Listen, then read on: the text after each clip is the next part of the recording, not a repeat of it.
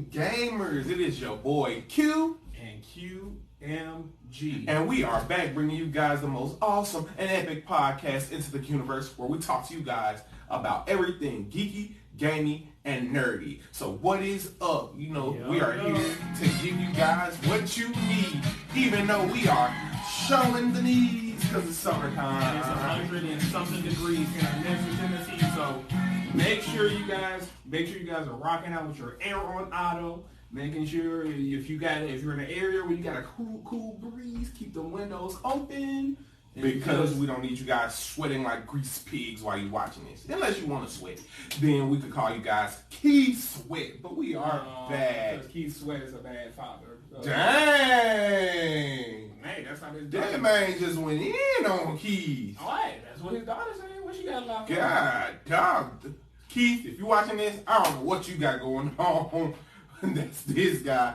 But we are back, and like I always say, I appreciate you guys for tuning in, but we are here to talk about first things first. Let's kick the reel. We are talking about how Marvel botched what could have been easily their biggest comic book announcement of the past decade, but chose to go with the most blandest in a long series of bland announcements in regards to their comics. When it comes to their movies especially, and when it comes to their television on a secondary scale, and when it comes to their video games on an equal scale to their television, they genuinely or generally knock it out of the park. Some might not be as exciting as the others, but the quality of the content more than makes up for it.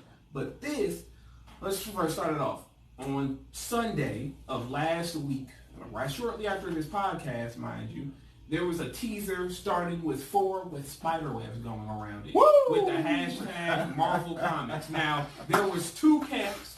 The smaller camp, or / the more reasonable camp, was that it simply was going to be another Spider-Man Fantastic Four crossover. But the true OG, tell them what the true OG the reason why the Fantastic Four one was plausible, because in the comics, Spider-Man and the Fantastic Four, they're thick as thieves, bread and butter. Yeah, he was even a part of the Fantastic Four at one point. Yeah, so it made sense, and it could have been a cool little thing, especially with the movies possibly being in the MCU fairly soon. A nice little kickstart to that. But what really had the world, it seemed, in a free was the seeming possibility of Spider-Man 4 comic adaptation that would have continued the story of the legendary OG Spider-Man trilogy. What was supposed to be the script for Spider-Man 4. Yes, because back in the day, Sam Raimi had originally signed on to do a 4th Spider-Man movie before they inevitably went into the second reboot starring Andrew Garfield. And what ended up before that, he had a script in line. It had Vulture, which carried over into Spider-Man Homecoming. It had Mysterio. It had Bruce Campbell actually playing one of those 2 roles.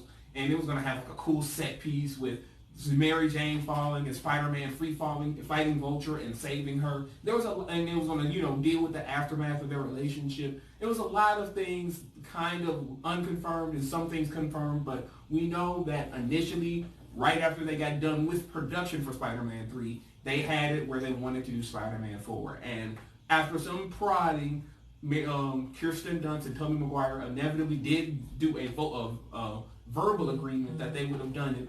But unfortunately, it's waited too long, and then the studio just decided to reboot. But now it's my turn, because then the next couple of days were followed with the same poster, just instead of the webbing being 4, it counted down from 3 to 2 to 1, and then a quick aside about that. Once it counted, because the editor-in-chief of Marvel Comics, a man by the name of C.B. Cebulski, who is just a quick aside. He not only debunked it like a moron, instead of just riding the waves, he completely debunked it and promised it would be something we've never seen before, something exciting, something on par, if not greater than that. Now, mind you, for 2 days straight, the number one trend on Twitter was indeed Spider-Man 4. Especially when it was the 4. Especially on the initial day. And even legendary comic book artist Alex Ross, one of the most prolific comic book artists who excels. And if you think that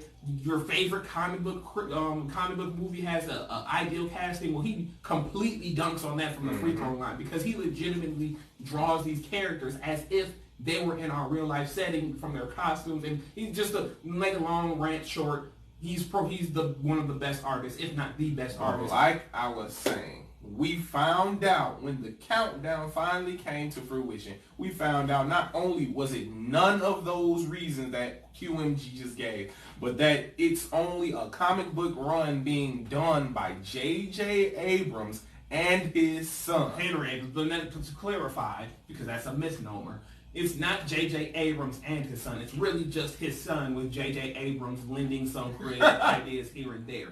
Basically, he's only involved with some of the artist choices and the introduction of the villain, Cadaverous.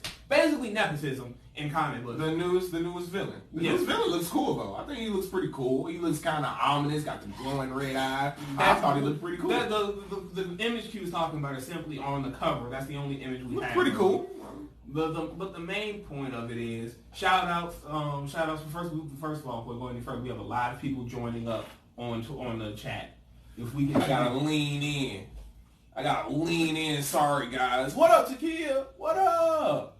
What up, Tasha? What's up, y'all? Appreciate y'all for tuning in. Love the support. Appreciate you guys keep tuning in. Yep. What do you got going on over there, Leanie McGee? I mean, you want to draw attention to it. I'm trying to let the girl know that I'm streaming. I'm just playing. I'm just checking my battery. But yeah, it's if you want to talk about disappointment, the fan base is now the Marvel fan base, Spider-Man fan base's credit. When it dropped down to 3, then they're like, oh man, we're going to get the adaptation of the Lost Amazing Spider-Man 3 with Andrew Garfield. And then when they went to 2, they're like oh man, they just announced the trailer for Venom 2, or Into the Spider-Verse 2. So when we began to realize it was not going to be what we wanted, we was playfully playing along like, oh man, since it's not Spider-Man 4, then it's Amazing Spider-Man 3. Yeah. And when it's not Amazing Spider-Man 3, it's going to be Venom 2. And then when it got to 1, they're like, oh man, we're going to get Into the Spider-Verse 1. It got really not out of hand, but it got very comical. Once we saw that it was no longer the 2 things that we wanted, then everything got kind of comical. But that goes into this episode today because this goes into this episode in the podcast today because there's a lot of actual Spider-Man things going on in these next couple of weeks. Yes, but first I'm gonna let you go before we go expound. Let's expound on this. I'm gonna let you go out and give your positive spin before I let my thoughts be known on it. Positive spin? If you want the positive spin, all we can really say is, oh yeah, J.J. Abrams' son is getting a shot to do a Spider-Man comic.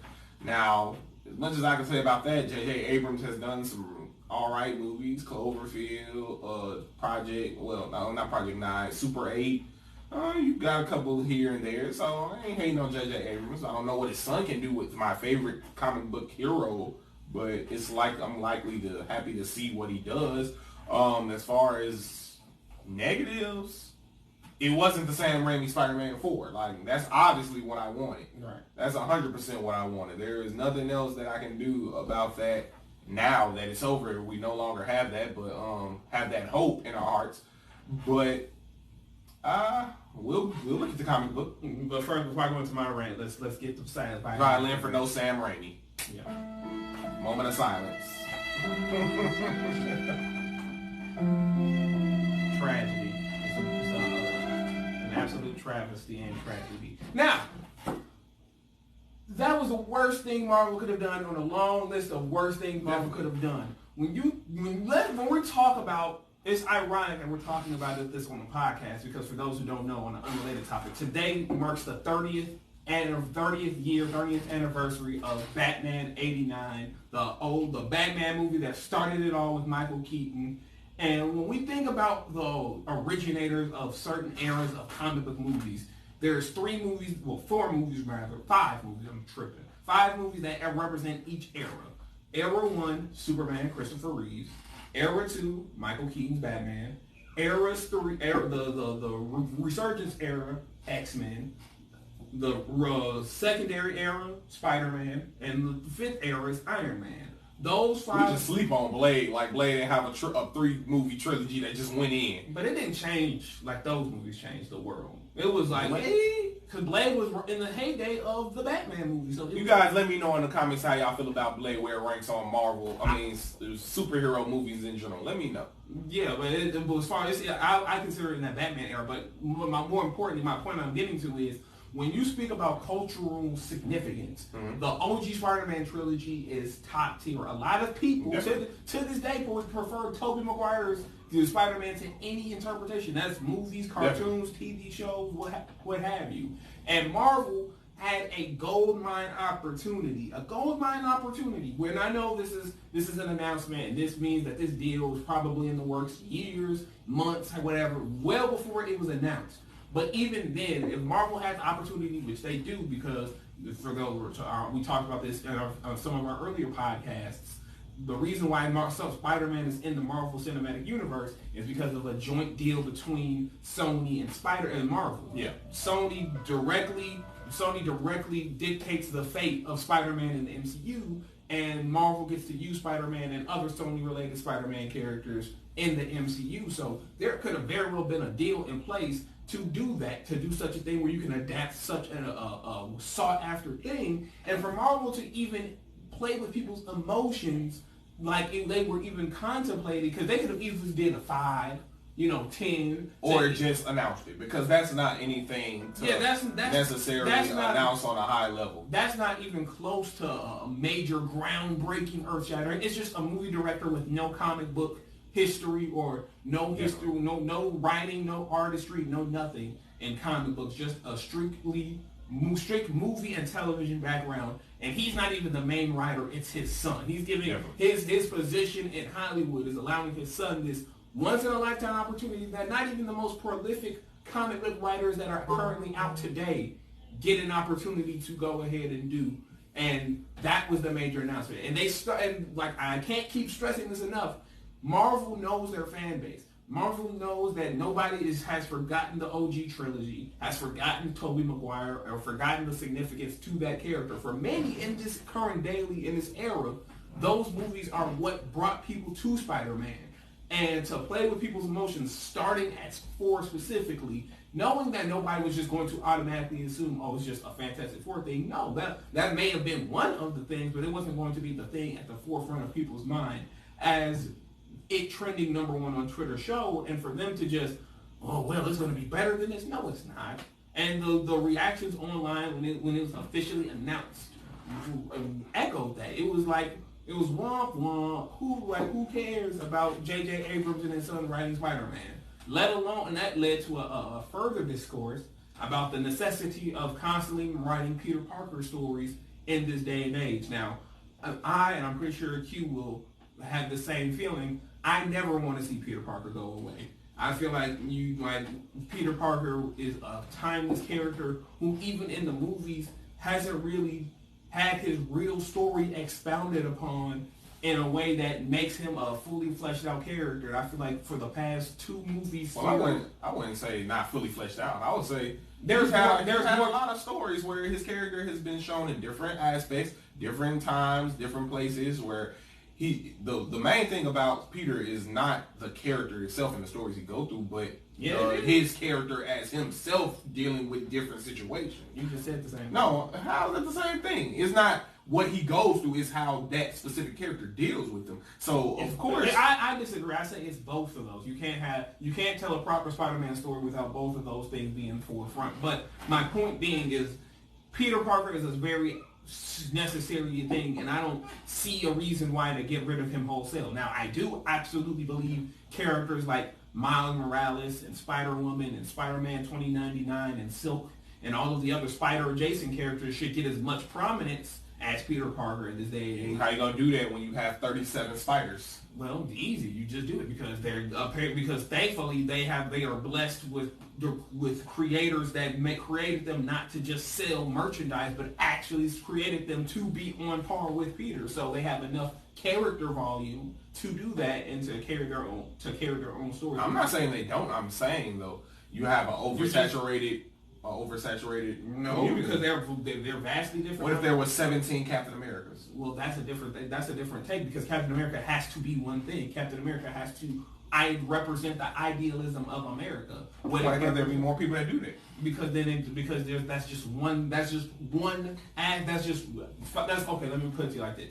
That's like saying, oh, I'm going to make a pepperoni pizza. And you have 5 other people saying, oh, I'm going to make a pepperoni pizza exactly like how you are. And they're of different ethnicities and different genders and whatnot. Whereas with Spider-Man, yes, they all are spider people who save people, but they represent different aspects. Peter and Miles, Peter's the traditionalist. Miles, as a man of color, he can appeal to the Latino and the black community that he's a part of more so than Peter ever could, because he would be more willing to show his, willing to differentiate himself and say, well, yeah, I'm like you. He hits differently than Peter does. Spider-Woman's a secret agent, so she would be going on missions that neither Peter or Miles would go on. Spider-Man 2099 is in a completely different environment in the future and has a different mindset than any of the ones I just previously mentioned. With that being said, why would that go back to your point? Then why would we even need to get rid of Peter Parker? That's what I'm saying. That's why I say you shouldn't get rid of Peter Parker. I agree. That's what I mean. You would agree on that point. Just because you have other characters that are different than Peter and as good as Peter, that doesn't mean you get rid of Peter. Just like with Batman. You have Nightwing, you got the Robins, you got Red Hood, you got Batgirl, and they're all amazing characters, but you don't have to kill off or get rid of Batman to push them. You just push them along with pushing Batman. Because they, despite them being similar and being of the same group, they are so different that they can each accomplish different things than the other could, and vice versa. Well, yeah, I get exactly what you're saying, but to keep it moving, with that being said, because this is a pretty predominant Spider-Man episode, to move forward with Tom Holland's willingness and wanting to have Andrew Garfield and Tobey Maguire in the Spider-Man universe, as well as this new resurgence of the Spider-Verse or multiverse. How do you feel that will work, and do you feel like we're farther away from it or closer to it actually happening? I believe that under Marvel, I believe if they do that, Marvel can't be the ones to spearhead it, because it does not, because in my opinion, and I touch on this lightly, but I'm going to expound upon it further from the previous podcast. In my opinion, I don't think Marvel has done justice to Spider-Man to the degree that would necessitate that type of event happening, where it won't be a clear gap between the two Spider-Mans and Tom Holland's Spider-Man. I believe that Tom Holland is a fantastic actor. He 100% looks like how a young gun Peter Parker should look. And I, honest to God, believe that he had a 10th of the material both Andrew and Tobey had, that he would be far away the best Spider-Man. But the current material that the current material Marvel has given him, and I talked about this at length with others, is completely garbage for Spider-Man. And if I'm being complete, and it's not completely garbage, let me reframe that. It's a complete rip-off of Miles Morales' story. And there's just that instead of it being Miles, it's Peter. That's not me being making an opinionated statement. It's if you take early Miles Morales comics panels and you align them with Peter's actions, and whether it's in Homecoming or Infinity War or even the bits we've seen in Far From Home, I'm going to disqualify Civil War, because honestly, that was the closest to a traditional young Peter Parker that we've gotten, which honestly makes sense, because that was before they had a blueprint for what his solo movie would have looked like, had any idea what his supporting cast was going to look like outside of Aunt May. So it definitely, they even had the spider sense in that movie before retroactively saying he didn't have spider sense. So there was a lot of choppy bits to how Spider-Man was introduced versus how he's been interpreted now. But I believe, and a lot of other people believe, that Marvel hasn't serviced Peter Parker at all. He doesn't have an identity outside of the Iron Man aspects of it. And it definitely is exasperated when you realize that there is really no significance of not just Uncle Ben, but Aunt May playing a significant part of his life. It's like they're just there because they legally have to be there or legally have to be mentioned, but all of those characters are being replaced with these Avengers characters like Nick Fury and Iron Man and Jon Favreau and his character Happy Hogan, and it wouldn't be bad. I'm not gonna I've softened on the overall aspect of Iron Man playing a role in Peter's life, on the simple grounds of it makes sense to a degree for both characters to cling to each other. What with Iron Man not having a father figure and Peter trying to, and then this is pure speculation that I will not give Marvel any credit for if they decide to do it. Well, let me frame it. I will give them credit for doing it if they do it in the movie, but if they retroactively explain it like that was their intention, I will not believe them, because that just sounds, because you would have to meticulously think about it to properly implement it. But it makes sense for Peter to cling to Iron Man because he doesn't want to fail another parental figure like he failed Uncle Ben.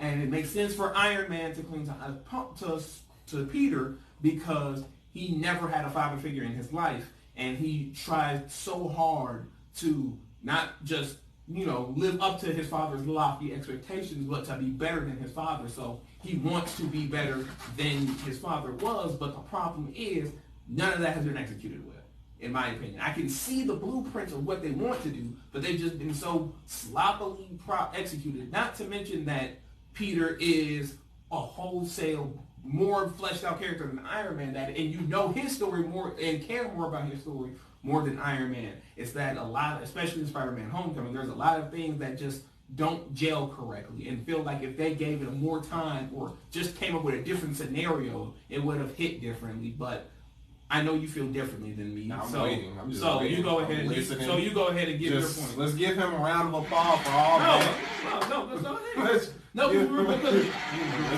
of applause for all that. Because now it's my turn. Because I talked too long. I really wasn't trying to talk that long. It's my turn. Let you guys know. Hear your opinion on it. Definitely, there is nothing wrong with. Let me take a sip. And let me get my whistle wet. In your opinion. Because at the end of the day, we're two individuals just speaking on our own opinions on it. There is nothing wrong with Peter Parker clinging to Iron Man in any way. Now, let me just paint a picture for you guys. My geeks and gamers. Now, how I expressed it to QMG is, I'm not looking at this iteration of Spider-Man as solely Peter Parker 616, supposed 616 universe. Just imagine, we've been talking about multiverses, we've been talking about universes, having fun with that. We've been talking about universes and multiverses. Now just sit back and listen. Is it possible, out of all the universes and all the multiverses, that there is a specific Peter Parker who has the characteristics of a Miles Morales? Is that possible? And the answer is yes. If we discuss multiverses and universes, hey bud, but you can't be up here. Yeah, that's what we're Hold him up to the camera. Say what's up. Say what's up. But yes, so in the multiverse and universes, we have might have a Peter Parker who has the characteristics of a Miles Morales, as vice versa. A Miles Morales who has full characteristics and maybe even a backstory of a Peter Parker.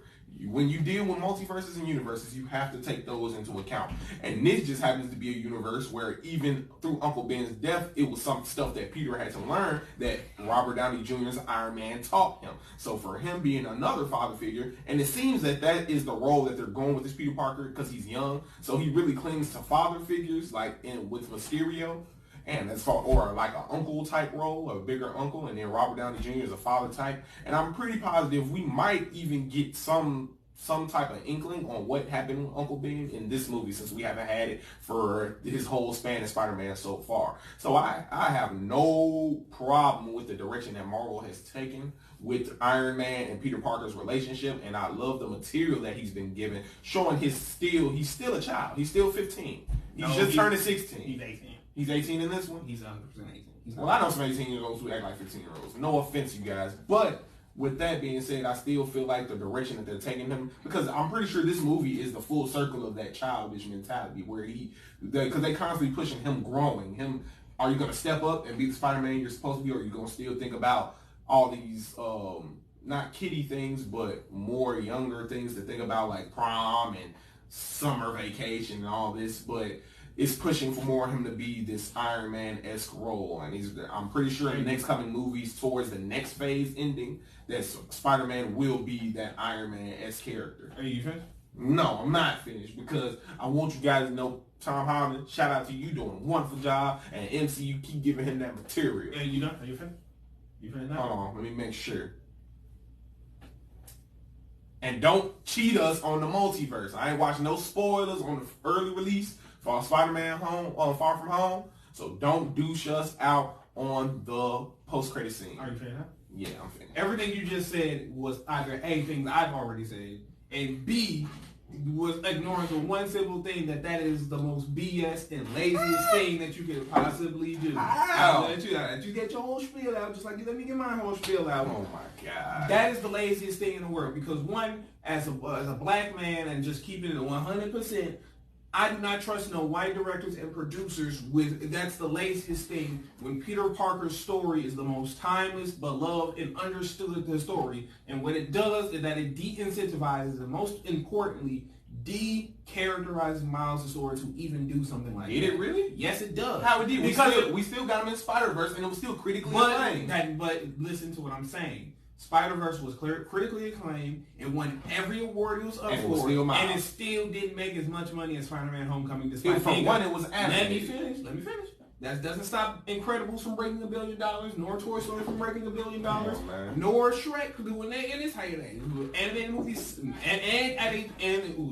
and it was positioned at an most opportune time. So you think the introduction of Tom Holland's Spider-Man, his character, inadvertently affected Miles Morales' run as Spider-Man into the Spider-Verse? It absolutely did. No. I'm gonna give you a concrete, and I want everybody to look this up. The directors and producers of Into the Spider-Verse had to take Gank out because of Ned being so much like Gank. A character, for those who don't know, is not anything like he is in the Spider-Verse. He's actually classic Spider-Man villain Hobgoblin, who works for the Daily Bugle, who Peter doesn't meet until well into his adult years. And not only does he act like Gank, he physically looks like Gank in the comic books. And Into the Spider-Verse, the creators and directors were so scared that people, and for those who don't know, there are a lot of comic book news websites, podcasts like what we do, who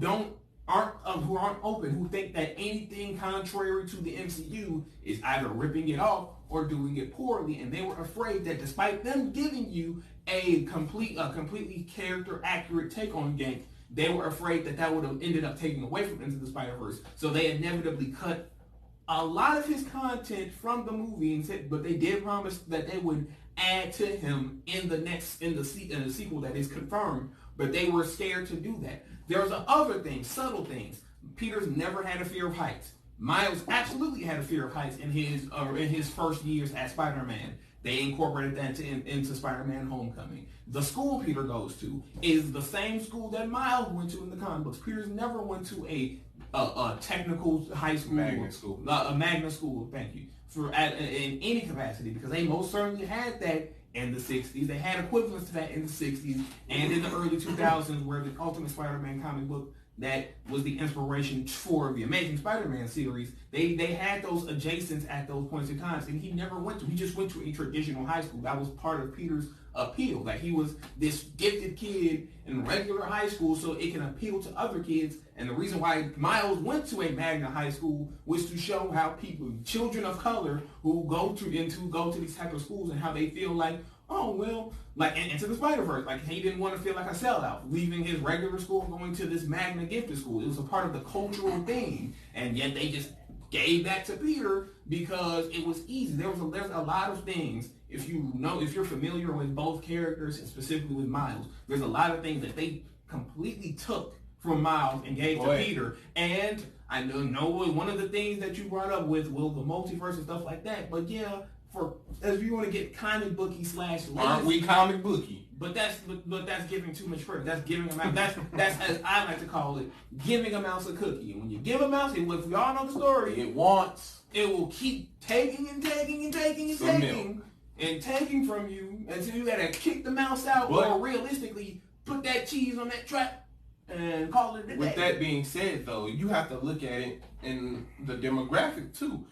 To honestly, how many people in the demographic of 14 and down know the full lore of Peter Parker and Miles But Morales? that's not the point. Yes, because you brought up gang. People weren't coming to the movie to see gang. That's but you're missing the point entirely. The movies are supposed to give you that. No, but we the whole. They're not point supposed. of me But when you take from that But de-incentivizes. I'm asking you.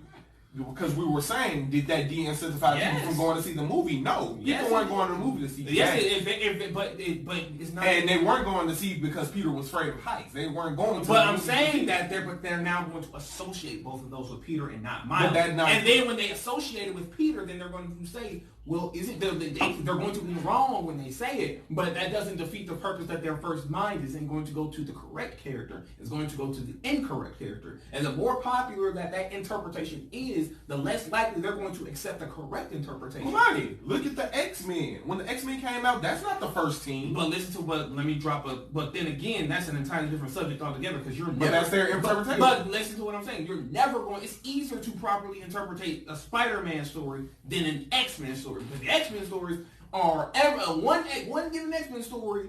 Feasibly, you would have to take decades to properly take that into consideration. That's not the same for a Spider-Man story. And like I said, Spider-Man stories live and dies on their not just Peter or Miles or whoever, but on their supporting cast. Their supporting cast, you cheapen that when you just we're gonna just take and choose and who we're going to pick out, especially with a character of color like Miles, who a lot of people appreciates his, like you'll be surprised with the people who do know or care about his supporting characters. And then that just adds another thing. Okay, they got away with taking Gank from Miles and giving it to Peter. Then who else are going to take? Are they going to take away, say Uncle Ben was a robber and he was working for the criminal underground and that's why he died, and take that from his Uncle Aaron? I doubt they will do that because Into the Spider-Verse, it will thankfully introduce those aspects before Spider-Man, but if they didn't, that's not gonna stop them from doing that. But now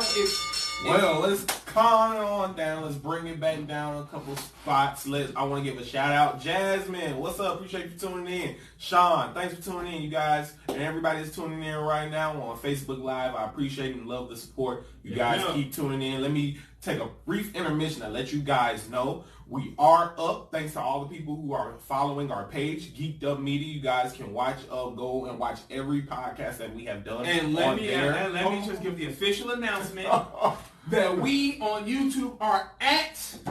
I was gonna do that. 4 subscribers, but you weren't gonna build it up like I was. Okay, you did it up. You didn't even use the drum line or nothing. I didn't. I wanted to do it. I was that excited. Oh wow! I wanted to do that. Anyways, back to what you were saying. Okay, so we're on Geeked Up Media on Facebook. You guys can go to that Geeked Up Media. You'll see a picture of us guys going like this. And we are on at Into the QUNIVERSE on Instagram, YouTube, and Twitter. Please follow all of those things, like all of those things, and subscribe to the YouTube channel and hit that bell so you know when we're going to post a video. Comment. And just want to let y'all know that this isn't all we're going to be doing, the podcast. We're going to be dropping the recorded version of the podcast. It will be we'll be doing it on Thursday, but we'll be releasing it on Friday, so you guys stay tuned for that higher quality. You guys can come and watch it. We'll have it edited for you guys, and you guys can like and comment. Tell us what you guys want us to talk about.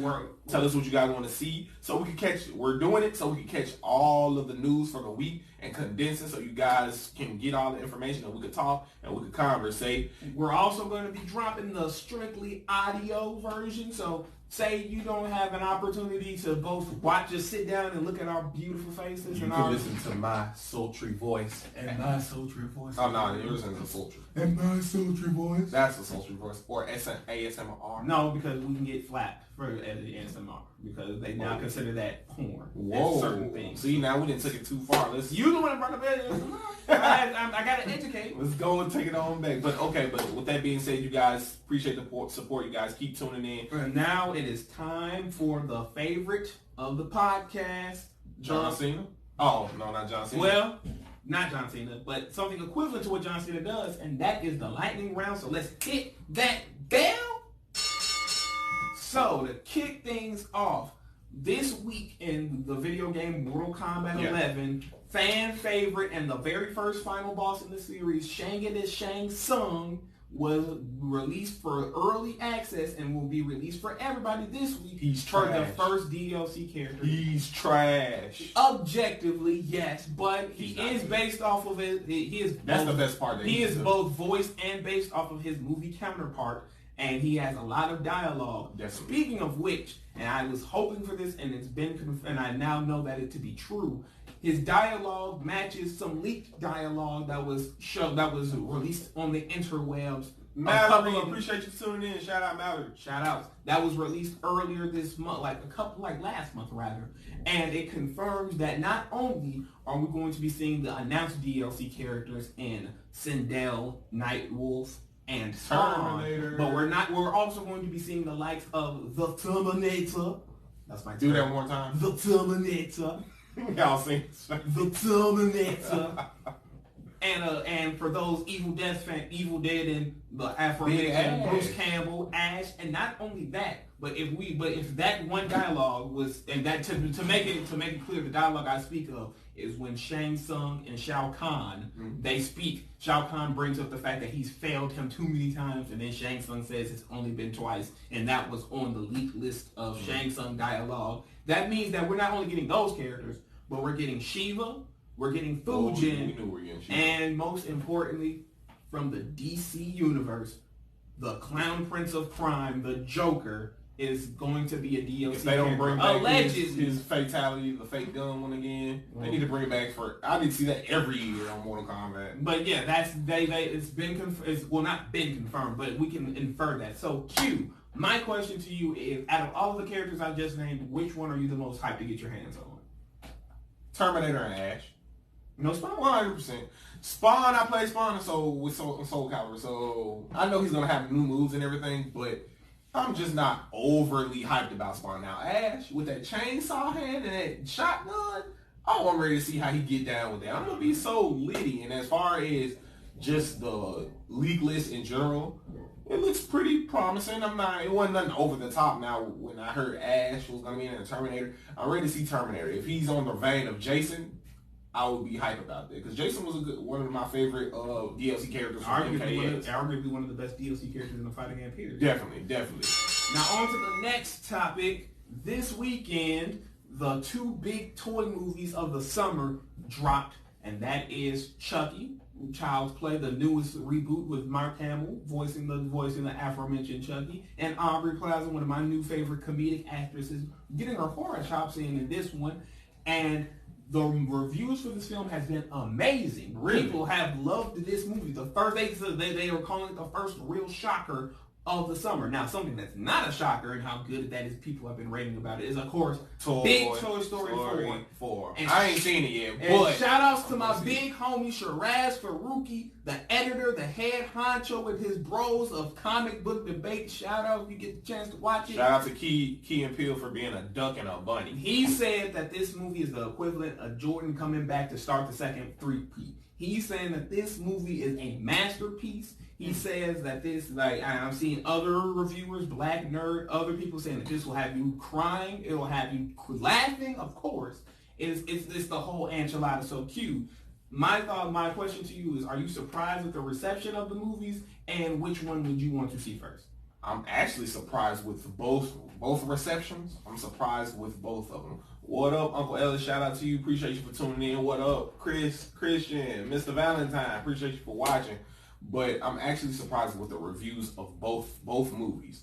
Chucky, I'm gonna start off with Chucky. From one, you're taking a horror / dark comedy classic and putting a whole new spin on it with the AI, artificial intelligence, and all. There was a lot of many controversy rather with Jennifer Tilly and a lot of other previous original production people who was a part of the original storyline. They didn't like the direction they didn't like the direction, nor that they weren't approached, especially when they were starting their own new type of reboot timeline, and then for them to just go in another direction. But I don't know if they'll have that same type of energy thanks to the reception. As far as Mark Hamill, he darn near can do no wrong, unless you want to talk about his last Star Wars movie, which we neither one of us agrees with. I loved it. Yeah, I thought it was awesome. It was a masterpiece. But with Toy Story, I wasn't done about Chucky. I think I was very skeptical about it myself, taking a movie that went from a horror genre to a dark comedy genre, now back to full horror. I didn't know if they were going to stay true to what Chucky had or try to expound on it and make it better. But from what I'm hearing is that they did good with the material that they were given and how they directed it. But I was also very fearful of Toy Story 4. You end the trilogy on a high note, and to bring it back so many years later, I thought that they were going to miss a step and miss a beat. But also from hearing reviews and seeing people talk about it, it had Tim Allen and Tom Hanks having missed a beat. And to put it into context, and this shocked me when I looked it up, it's been almost a decade since Toy Story 3.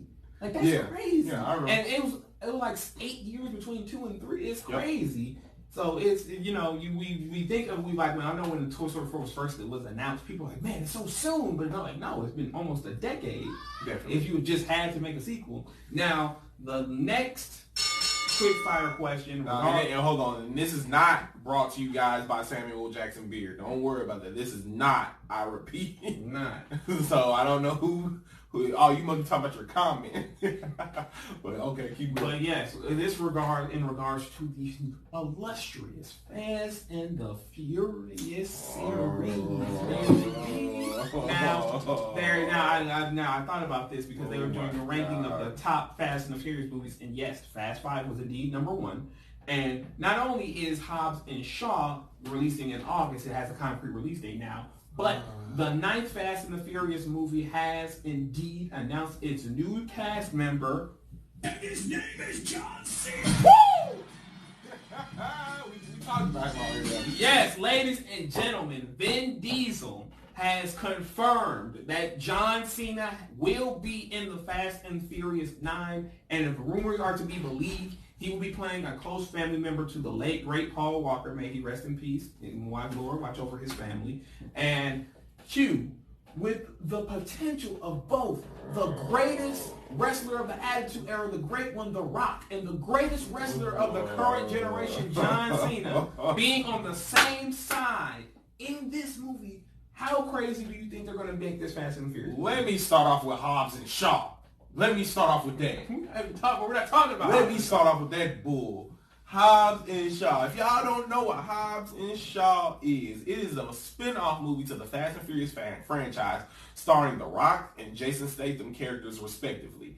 Now, mind you, they are implementing superpowers into this movie, implementing even crazier stunts than on the Fast and Furious franchise. I am just lost for words, the franchise, the way the direction the franchise is going. I was lost for words in Fast and Furious 8. And just to see the stuff that they're doing in this movie, Idris Elba is the main villain. This guy, I bullcrap not. This guy is running down the side of the building. If you go and watch the trailer, Jason Statham and The Rock have guide wires on, because they're scaling, they have to, they're human. Idris Elba is running down the building with no wires. Just running. Right. But this is Fast and Furious, a humble beginning movie that starts from, we drag race in the street. To now, guys running down buildings with no wires because he has superpowers. Well, nobody cared about that stuff. But then The Rock showed up, and then people wanted to see stuff. I just can't do it. So I'm just gonna get Hobbs and Shaw. When The Rock and Wonder Woman showed up, then they went, we gotta take it up or not. I'm just gonna go straight to talk about the new Fast. John Cena, I like him. Good wrestler, one of my top all time. Good actor, decent. He hasn't had any really hard hitting roles, but he's decent. But Fast and Furious, the way that the direction of the Fast and Furious is going, I can see him definitely fitting in that role, fitting in those scenes, fitting in that type of universe. So I think they're going to break the bank once again like they always do. They have a star-studded cast, and I think they're going to do a great job. All right. And to end this quick fire that will lead into our final topic, the early reviews, the review embargo, if you will, rose on Spider-Man Far From Home, and It's the same type of no spoilers. That's not my point. My point isn't that I'm spoiling it. Is that it's the typical. It's hard for me to gauge how good a Marvel movie nowadays because it's even the subpar / bad ones get the same wording on it and they don't talk about any substance with the movies. They'll always tell you it's fun. It's the best one since the last one, which is hard for me to believe. Even if it's the best Spider-Man movie, I doubt it'll be better than Endgame. But I don't think it was made to be better than Endgame. But I'm saying, just in comparison to the movies, to the reviews and what they used to word how they liked it, then I don't find like if I see this the best Marvel movie since the last or better than the last one, it's gonna be hard for me to understand that. Hey, how you doing over there? Sorry, got some in real life stuff going on. Go ahead, keep talking. Oh yes. So what I wanted to bring up is, so the reviews have been traditionally not anything like how Black Panther were getting essays and everything in regards to how well it was. It was just with this movie, it's just traditional Marvel fanfare reviews. So my question to you, Q, is where do you think Far From Home is going to rank on your Spider-Man? Oh, hold on. Y'all see I got them knees out? What do you think is going to rank on your Spider-Man movie list? Sorry, I had the knees out, man. Gotta let them know the knees are out. What's up? What you was asking now?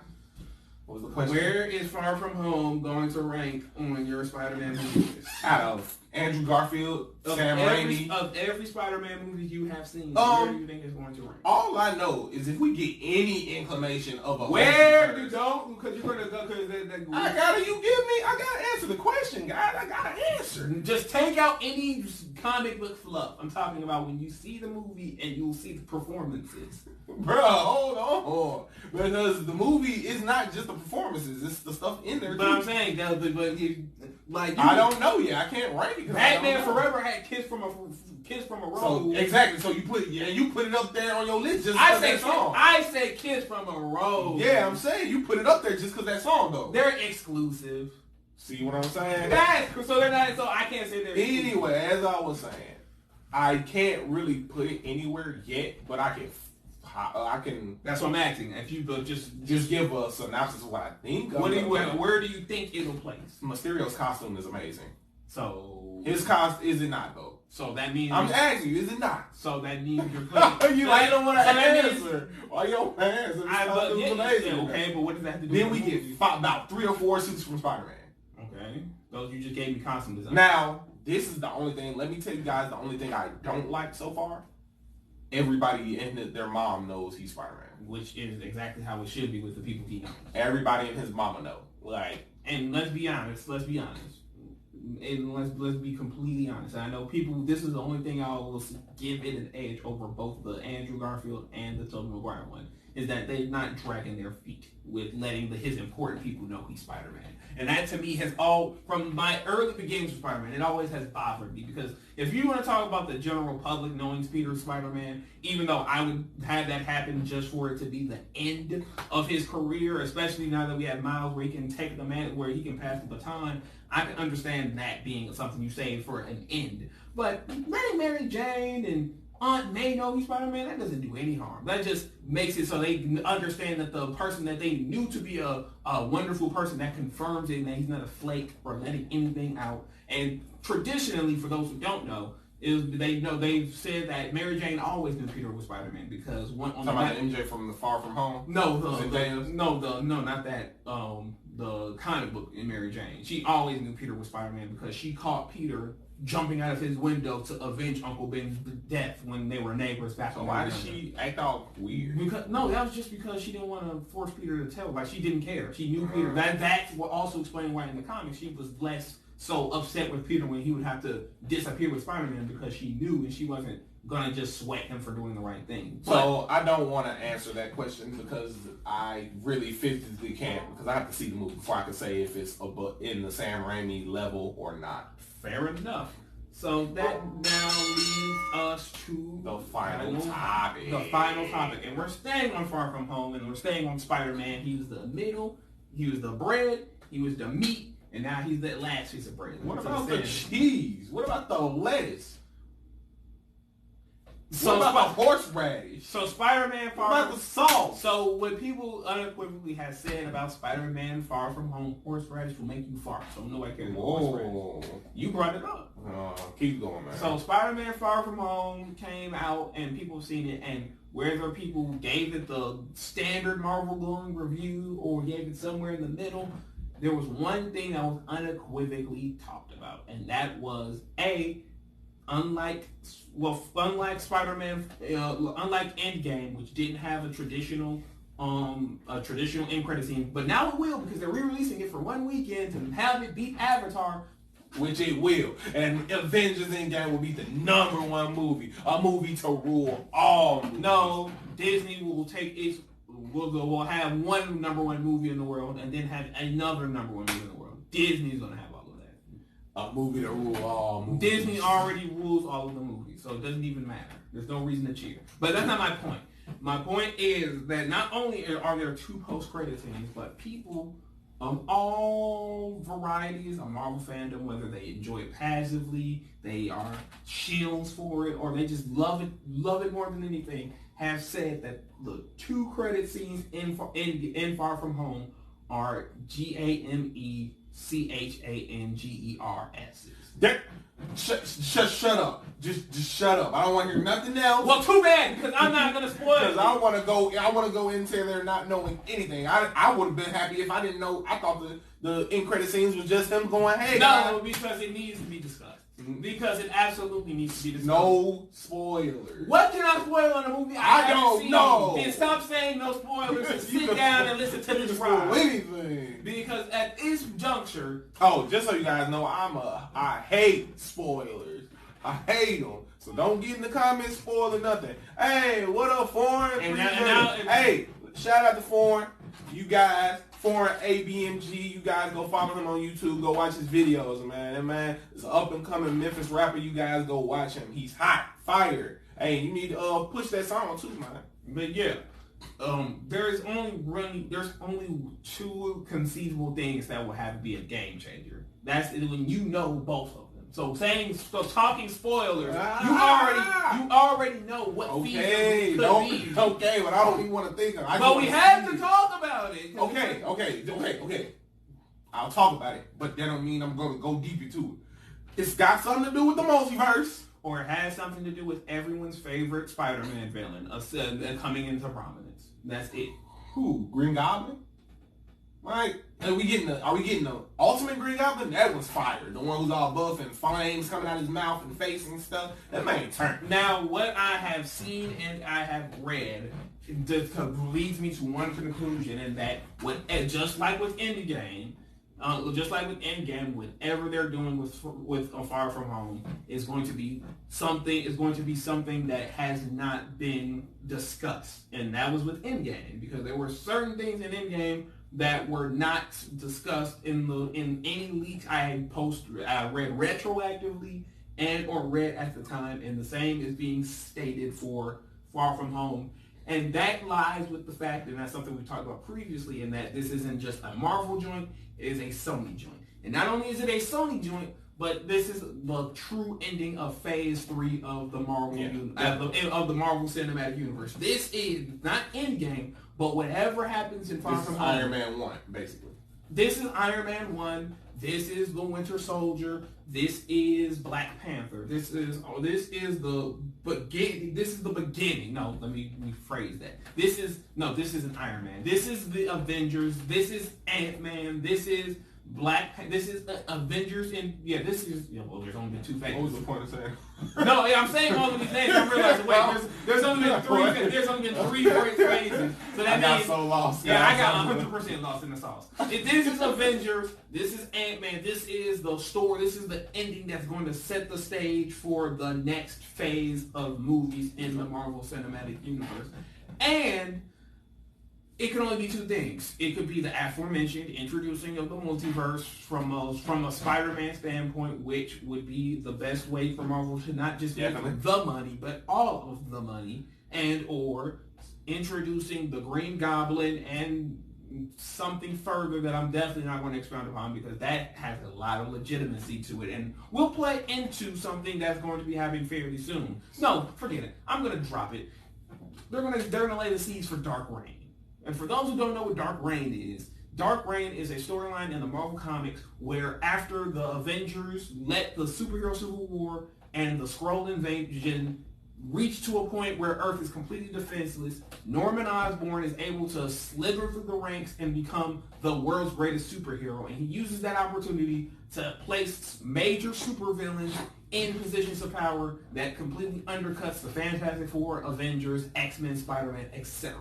And because of how Endgame ended, with no Iron Man, no real Avengers, and honestly, it's the previous regime's fault that Thanos was even able to snap because the Registration Act broke the Avengers. Mm-hmm. There was no defense force.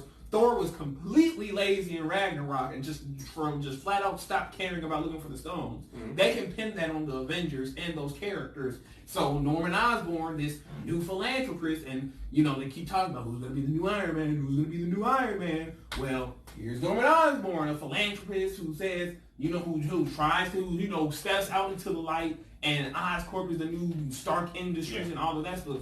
And they lay the groundwork for the Dark Reign and the Dark Avengers. And since there's no Avengers, who's going to stop this regime, Quentin? Who's going to stop them? Who's going to stop them? Who's going to stop them? Yeah, okay. What team has the numbers in the community to stand up and reignite the new age of heroes? And that is going to lead into the X-Men because it's confirmed, and like I've been saying and people have been saying that it couldn't happen, is that they've already started brainstorming ideas on how to implement the Fantastic Four and the X-Men, something they said they wouldn't think about doing until 5 years from now, just the brainstorming aspect. And if you know anything about Marvel, and more specifically about the head honcho Kevin Feige, when it comes to the biggins, not the Avengers, they're not the biggins, they're movie stars. I'm talking about the cultural icons of Marvel, the Fantastic Four, Spider-Man, and the X-Men. He's throwing that cinder block on the gas, and he's going to make sure that they are at the forefront in the best way possible. And it doesn't hurt that the upcoming slate of Marvel movies, Black Widow, Doctor Strange 2, the Eternals, they are nothing people want to see. Black Widow's confirmed to be a prequel, so it's not going to be I already know how I feel about that. There's not going to be nothing bumping. Doctor Strange 2, who cares? The Eternals are going to be garbage. They're going to be a complete garbage movie that nobody's going to care about. Black Panther 2 is the only guaranteed billion-dollar Marvel movie they have in the upcoming slate because it's Black Panther 2. But they're not going to have no other real hits to bank on. And yes, it'll probably, maybe it'll be modest. But in Guardians 3, I'm sorry, but James Gunn has burnt a lot of bridges with a lot of fans. So it's not going to be on par with the previous 2-1. So they will have no choice, like it always seems to happen, to jump with the X-Men and the Fantastic Four. And that's not even taking into account the fan receptions of these movies. With that being said, though, we're going to take your cinder block off the gas. Ooh, yeah. Damn, I need some water. See, this has been a hype. This guy just raised his blood pressure of talking about the X-Men. But Marvel does this to me. With that being said, we're gonna go ahead and close it on down. We'll be talking about this again. This was a pretty hype episode. If you guys liked it, Spider-Man Far From Home next. No, the weekend after next. And I'm gonna get into that in a minute. But thank you guys for tuning in. This guy, we're gonna go get him some water. But we're gonna give any small comments before we exit out of here. I'm sorry for talking too long. But this what is is that? I try not to talk. I try not to monopolize the conversation. I really do. But just talking about Marvel because they frustrate me because they just know how to do things well, like Endgame, Infinity War, Winter Soldier, Black Panther, Spider-Man, Into the Spider-Verse, the video games, but they never really want to do it all the time, and they can do it. And it's just calm down, bud. It's okay. And I haven't forgot about DC, but anyway, we're not gonna. You don't have to apologize. We're not gonna. You guys won't see this guy anymore. No, we're gonna keep it on moving. But like we always said, appreciate you guys for tuning in. Like I said, we're gonna go get this guy some water. And like I always say, peace, love, and respect. Now for the comments and for the you guys tuning in on YouTube, to Into the QUNIVERSE. You guys tune in on Instagram, Into the QUNIVERSE. Go to Geeked Up Media on Facebook or my personal page, Quentin Ziegler, on Facebook. You guys, everything will be uploaded. And actually, I will be starting a daily vlog, a geeky, nerdy, gamey vlog, where I'll be doing nerdy things and just the day in the life of a geek, the day in the life of a nerd, myself, and I'll be uploading that. That'll be coming soon. Also, and not just because the vlog, I knew that the vlog was coming, and also subscribe to your boy on Twitch. That's me at QuamonStarG, all undercase QUAMONSTARG, because it's the star, like the Sman star from Space Jam. And subscribe to me, follow me on Twitch. So, I'll be playing games, WWE, Batman, Arkham Knight, some fighting games here and there. Just come and see me and let's get some, play games. He's going to be vlogging and whatnot. And maybe fairly soon, you might see some YouTube videos of your boys playing some fighting games and me tearing them up. So, shout out, Eli, shout out. But yeah, you can also follow me on Twitch as well. Follow at QUNIVERSE92 on Twitch. I'm getting my work schedule switched out, my real life work schedule switched out, so I can go ahead and bring you guys some more streaming content. That's why I haven't been streaming as much, because I've been working late hours, but I will definitely be trying to get that switched around to bring you guys more content. And as well, you guys keep on following, keep on subscribing, and keep on, and start leaving comments. What you guys want us to talk about, what's going on in the nerd and game community, geek community. Let us know. Yes. So you guys keep tuning in for that. But with that being said, go on here. You know how we got a thug it on now. No, we always got a thug it on now.